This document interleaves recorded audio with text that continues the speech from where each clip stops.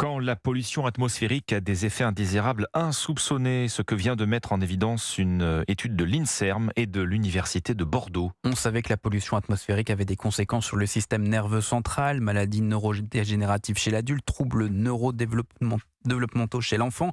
Les chercheurs viennent de constater aussi que cette même pollution qui frappe de plus en plus de villes a aussi des effets sur nos yeux. Selon eux, elle accélère le vieillissement oculaire et le risque de glaucome.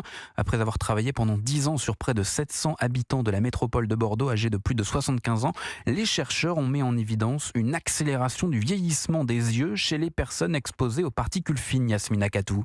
Oui, le vieillissement, voire même la cécité. Tous les participants à l'étude ont connu un amincissement de l'épaisseur de leur rétine.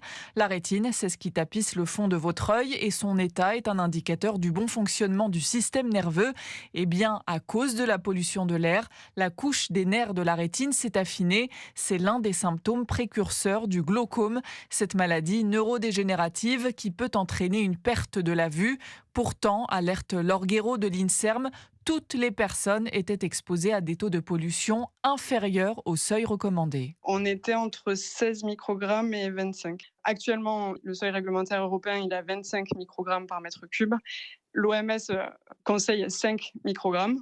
Et ce qui a été acté pour 2030, c'est 10 microgrammes. Donc on est toujours quand même au-dessus de ce qui est recommandé par l'OMS. Laure Guéraud espère que les pouvoirs publics mettront en place des mesures pour diminuer l'exposition de la pollution de l'air au plus vite, car il y a urgence à agir. Le glaucome est la deuxième cause de cécité dans le monde. Les explications de Yasmina Katou pour